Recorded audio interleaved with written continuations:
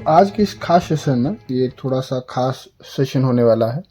आज के सेशन में हम बात करते हैं difference between I average, peak और आरएमएस वैल्यू के बीच में डिफरेंस क्या है। चलिए शुरू करते हैं। तो हमने पढ़ा था कि अल्टरनेट करंट का जो वैल्यू होता है, आई जो होता है, that is equals to I not sine omega T. यहाँ पर जो आई नॉट है दैट इज वो हमारे पास है पीक वैल्यू ऑफ एसी, है ना, वो हमारे पास है अल्टरनेट करंट का पीक वैल्यू। उसके बाद हमने जो आई एवरेज निकाला था, आई एवरेज जो हमारे पास था, I average that was equals to 2 I not upon pi, 2 I not upon pi. And इसकी खास बात ये थी कि ये वैलिड था टाइम पीरियड। यहाँ पर हमने जो टाइम पीरियड यहाँ पर लिया था, time period was taken for half cycle, for positive half या नेगेटिव साइकिल, पॉजिटिव साइकिल या negative cycle, for half cycle, ठीक है। और ये टाइम पीरियड था variation from 0 to t/2, from 0 to t/2। उसके बाद हमने जो पढ़ा था कि हमारे पास जो तीसरा वैल्यू होता है अल्टरनेट करंट का, वो वैल्यू है आई एवरेज, आई एवरेज नहीं, IRMS value, root mean square value of alternate current. और ये हमारे पास आया था under root I not square upon 2, I not square upon 2, ठीक है। तो it was equals to I not square upon 2, या फिर हम इसको लिखते हैं आई नॉट अपॉन रूट 2। और यहाँ पर ध्यान देने वाली बात यह है कि ये वैल्यू जो हमारे पास थी, ये वैलिड थी फॉर फुल साइकिल के लिए, फुल एसी साइकिल, और इसका टाइम पीरियड था from 0 to T, from 0 to T. आज हम इन तीनों वैल्यूज के बारे में बात करेंगे कि इन तीनों वैल्यूज में क्या फ़र्क है, क्या अंतर है इन तीनों में।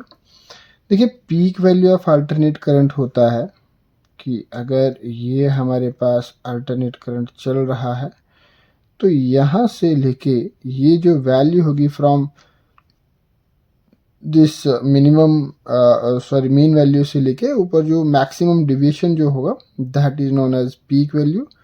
ये हमारे पास आई नॉट है। जबकि हम आई एवरेज की बात करें तो आई एवरेज हम हाफ साइकिल के लिए लेते हैं, यहाँ से यहाँ तक के लेते हैं और इसका एवरेज निकालते हैं, ये एवरेज कितना होगा। और उसके बाद जो हम IRMS का बात करते हैं तो IRMS हमारे पास इसका एक फुल साइकिल लेते हैं, यहाँ से यहाँ तक, और यहाँ से 0 टू टाइम पीरियड t, यहाँ से 0 टू t/2। इसमें हम टाइम पीरियड नहीं लेते हैं।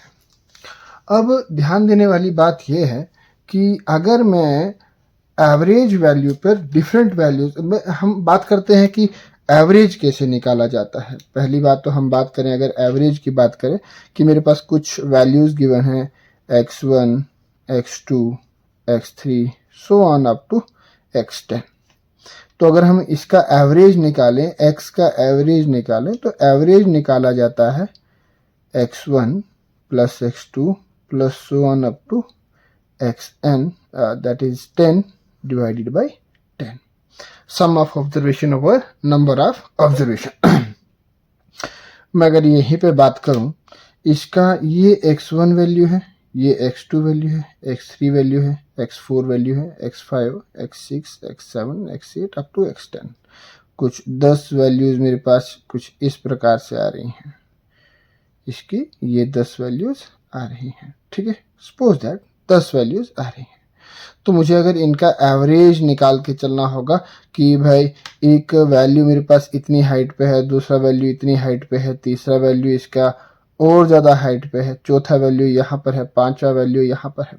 मान कर चलो कि इन 5 वैल्यूज़ का मुझे एवरेज हाइट निकालना है। पहला वैल्यू का अगर मैं वैल्यू लेता हूँ, चलो भैया पहला मेरे पास अगर 2 है, नेक्स्ट हमारे पास 3 है, नेक्स्ट हमारे पास 4 है, नेक्स्ट हमारे पास 3 है, नेक्स्ट हमारे पास 2 है। तो अगर मैं इनका एवरेज की बात करूँ तो एवरेज कितना होगा, 2 + 3 + 4 + 3 + 2 और द नंबर ऑफ ऑब्जर्वेशन 1 2 3 4 5, तो बटे में 5 होगा कितना, 2 3 2 5 5 4 9 9 और 5 14 14/5 है ना। और इसको जब हम डिवाइड करेंगे तो कितना आएगा, 5 दूनी 10 है ना। तो ये आता है ओके, तो ये आता है 2.8 मतलब इसका एवरेज जो होगा, अगर इन वैल्यूज़ का मैं एवरेज लूँ तो इसका एवरेज कहीं 2.8, लगभग 2 यहाँ पर है, 3 यहाँ पर है, तो इसके बीच में कहीं थोड़ा सा 3 की तरफ, ये होगा इसका average value. This is I average, या इन वैल्यूज़ का एवरेज आई एवरेज है इसका वैल्यू। अब हम उसी हिसाब से अगर हम यहाँ पर एवरेज वैल्यू देखते हैं तो ये वैल्यू इसका लगभग कहीं यहाँ पर होगा, ठीक है। और आई एवरेज होता है कि भैया जो हमारे पास पीक वैल्यू होता है उसका 63% off peak value, that is I not. मतलब आई एवरेज जो निकलेगा वो हमारे पास 63% निकलेगा पीक वैल्यू का।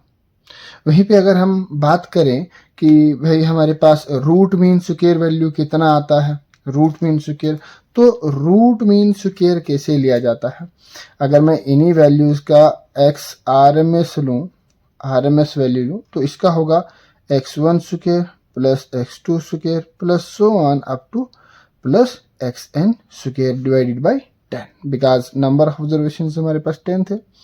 अगर इन्हीं वैल्यूज़ का मैं आरएमएस वैल्यू लूँ, ये वैल्यूज़ का अगर मैं आरएमएस वैल्यू लेता हूँ तो आरएमएस वैल्यू कितना आता है sir, it will become is equals to 2 का स्क्वायर प्लस 3 का स्क्वायर प्लस 4 का स्क्वायर प्लस 3 का स्क्वायर प्लस 2 का स्क्वायर डिवाइडेड बाई 5।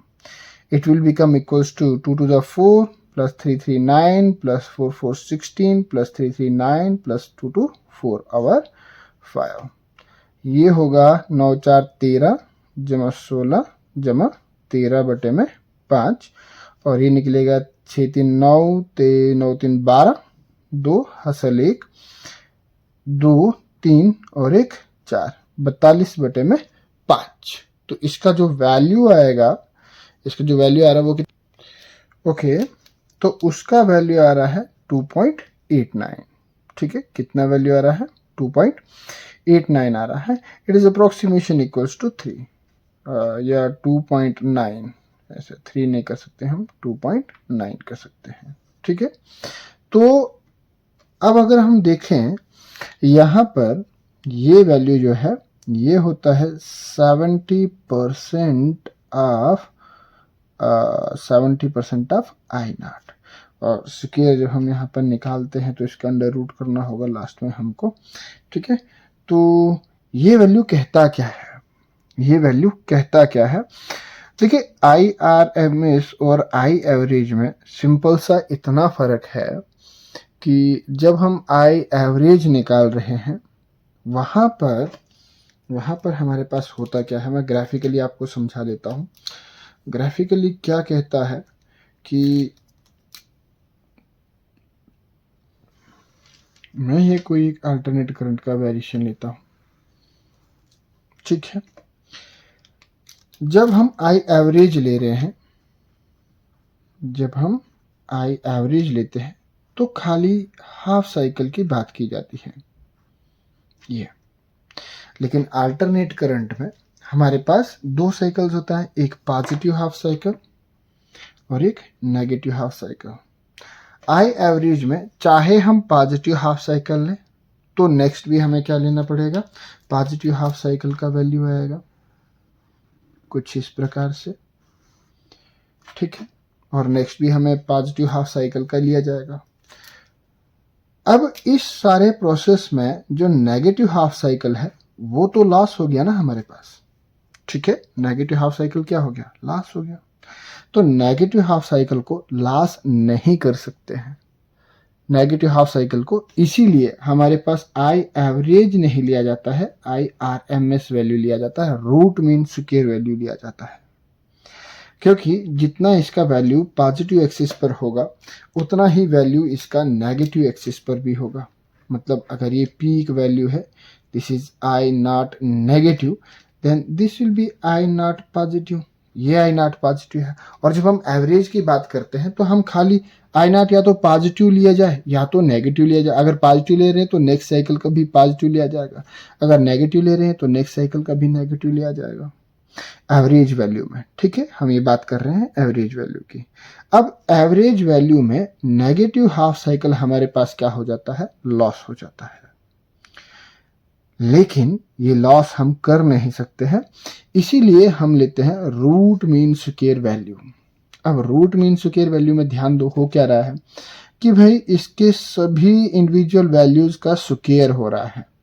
जैसे अगर मैं मानकर चलो कि I नॉट का वैल्यू अगर पॉजिटिव 2 लेता हूं तो यहां पर I नॉट का वैल्यू नेगेटिव 2 हो जाएगा, है ना। अगर पॉजिटिव 2 एंड नेगेटिव 2, अगर मैं यहाँ पे I नॉट का वैल्यू यहाँ पे 63%, 63/100 मल्टीप्लाई बाय अगर 2 करता हूँ तो ये होगा 50, है ना। तो इसको अगर डिवाइड करेंगे तो ये निकलेगा 1.26।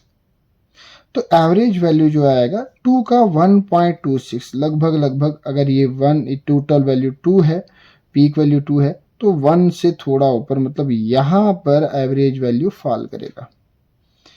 ये है आई एवरेज वैल्यू, फॉल करेगा कहीं यहां पर। अब अगर हम बात करें कि रूट मीन स्क्वायर वैल्यू में क्या हो रहा है, रूट मीन स्क्वायर वैल्यू को ध्यान दीजिए कि ये सारी वैल्यूज का स्क्वायर हो रहा है। अगर ये मेरे पास -2 है तो इस -2 का स्क्वायर क्या हो जाएगा, 4 हो जाएगा। कितना हो जाएगा, 4 हो जाएगा। तो ये वैल्यू सारी की सारी ऊपर चढ़ जाएगी, है ना। क्योंकि ये अभी नेगेटिव एक्सिस पर है, इसको मैं 0 लेता हूँ, ऊपर मेरे पास पॉजिटिव है तो नीचे क्या होगा, नेगेटिव, है ना। और नेगेटिव वैल्यूज का स्क्वायर करने से मेरे पास पॉजिटिव वैल्यू आता है।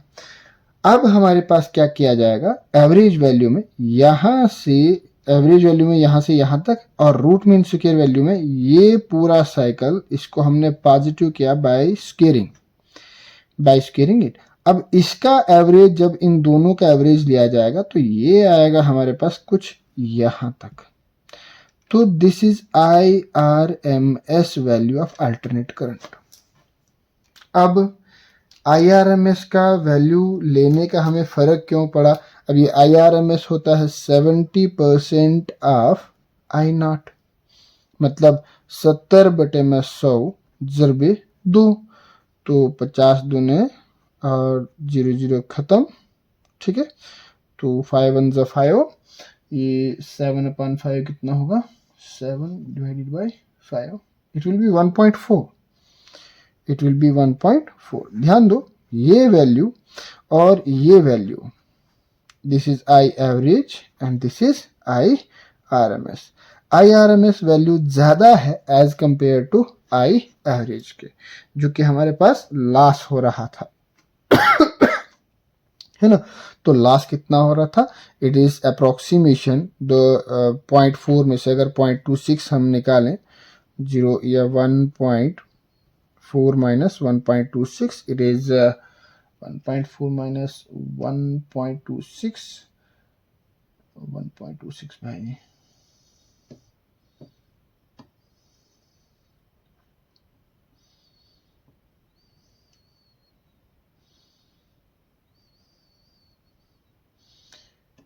क्या हो रहा है, 0.14,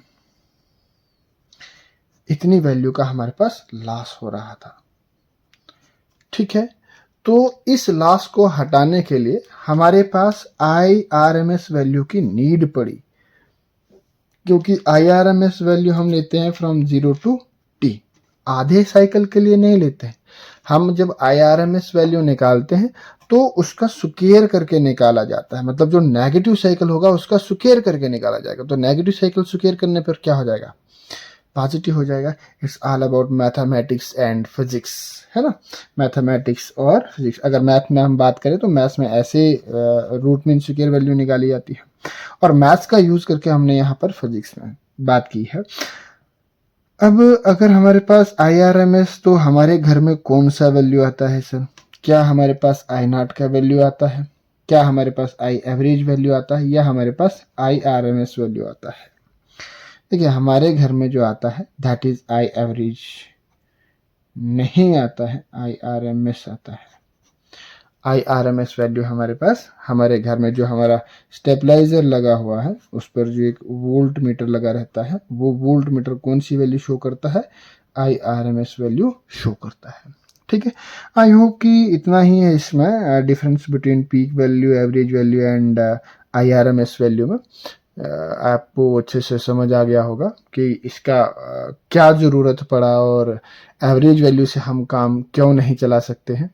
ठीक है, एवरेज वैल्यू से क्या होगा और पीक वैल्यू से हमारे पास क्या होगा, पीक वैल्यू से क्या होगा, और जो हमारे पास IRMS वैल्यू है वो क्या कहती है। ठीक है, मिलते हैं जल्दी नेक्स्ट सेशन में LCR सर्किट के साथ। तब तक के लिए जय हिंद, जय भारत।